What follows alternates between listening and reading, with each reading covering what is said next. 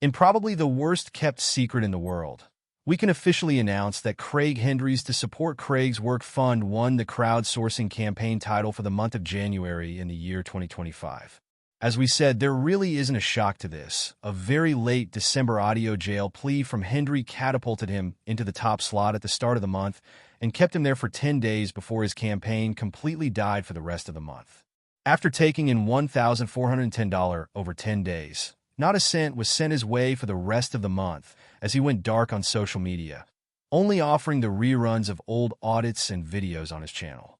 Second place went to our own ReallyCoolNews ongoing expenses campaign, with a mix of a standard donation from our hate watcher and a few clutch donations from supporters to keep the column armed and dangerous for the rest of the month. Unlike other months, there was a huge drop-off in the data after this point where we fall all the way down to the $165 mark with a revised figure for Sean Paul, Long Island Audit, Reyes Support the Fight Against Tyranny and Corruption Fund. We say revised as yesterday's figures were incorrect as they did not reflect a $25 donation back on the 30th, which now has been corrected. We apologize, yada yada.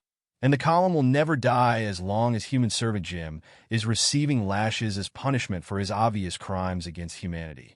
In fourth place comes Liberty Trolls Support the Fight for Our Constitutional Rights campaign with a $155 take.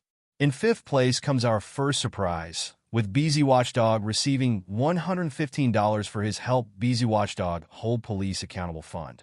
This one is perhaps the sleeper of the month, as BZ suddenly started to promote it, and with promotion comes donations. It's that simple. Sixth place goes to the Angry Vets Boost Scars Mission for Veterans and Citizens GoFundMe campaign, with a $45 take for the month. This one survived multiple outing over the month, including Taco Terry's expose a week or so ago. Neither it nor his Give Send Go account reflect the thousands and thousands of contributions he's supposedly pulling in for his haircut campaign. We're still not sure where he's taking money for that escapade. Jumping into seventh place is the unofficial support delete laws from the tyranny he fights fund, which actually took in $25 for the month. We're still not sure why, as it's not him. De Castro is doing his own thing with money these days, which may or may not be legal. Finally, in eighth and last place comes Lane Meyer's Give Send Go Legal Defense Fund, which stands at negative $10 for the month.